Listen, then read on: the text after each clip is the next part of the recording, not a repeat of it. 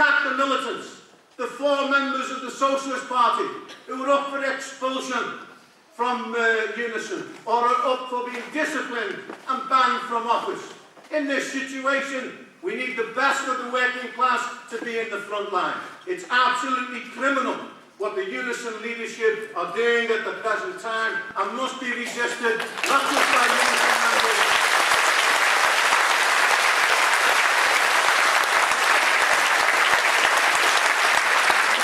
but the whole of the working class movement. I would suggest to you, comrades, brothers and sisters, that implicit in the occupations we've seen taking place this year, and in the actions of Keith Gibson, is an implicit refusal to recognise now the dictates of the bosses in the factories. Their right to close factories, like a child closes, if you like, a matchbox. That's what happened in Vestas. That's what happened in Vistian. That's what happened in the marvellous victory that took place in Linamar by Rob and by the Socialist Party, the leadership that was provided there. Private ownership is not superior to the kind of ideas we're putting forward. Don't take my word for it. This is the headline on the Financial Times. The free market is not up to the job of creating work. That is enough to condemn this system and say it should be removed. They're prepared to take away all the hard-earned rights that working people have been fighting for. Look at the actions of the government towards the banks, already commented on, where in effect there's been an 84% nationalisation of some of the banks, of RBS. And yet this week the government has injected more into RBS. Even the Independent says, why not nationalise the whole of the banking sector?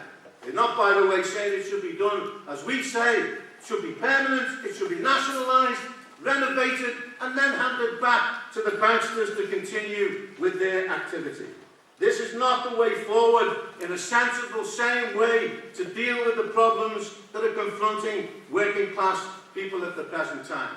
And the character of New Labour has been shown in all these crucial battles. It was shown in Vestian. It's been shown in the industrial battles that Bob Crow mentioned.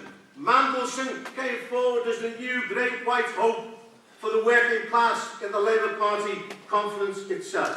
This is the man, by the way, when he was asked over his first loan, when he was an MP before, and the previous parliamentary inquiry took place, when he said, well, he got a loan for his mortgage, his only reply was, well, I didn't realise it was a loan. So a mortgage is not a loan. It's absolutely shameful what is taking place in the parliamentary Labour Party. It's a new kleptocracy. It's no difference to the Stalinist nomenclatura. They have no connections now with ordinary working class people itself. And remember, we are facing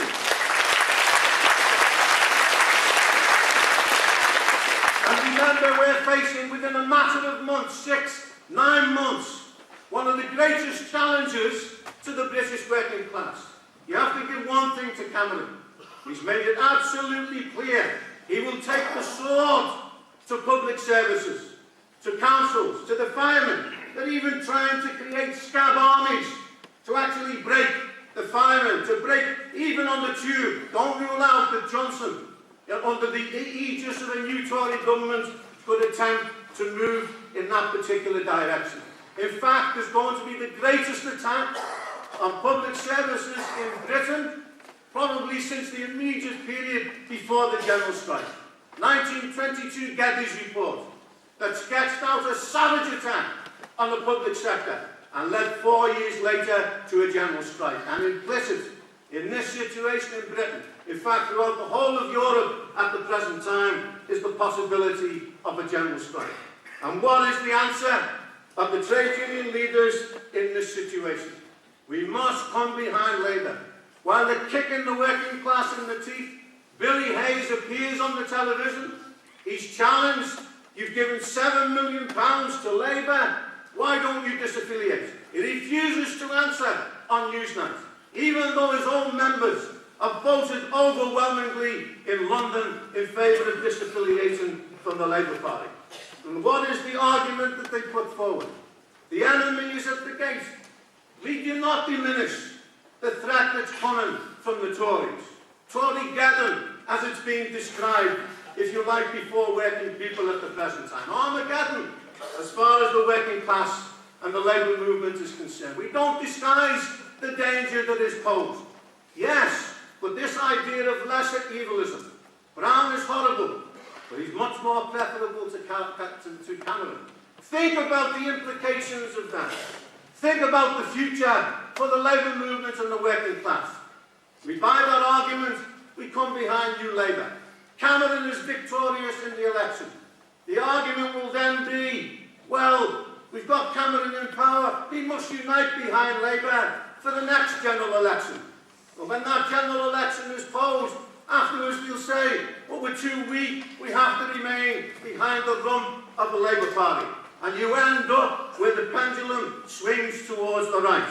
You end up with the situation that we have in America today, where one worker quoted in the Observer, against the background of this terrible situation that exists for working class people, where he says poor people just don't have the political clout to lobby and get what they need in the way that Wall Street does.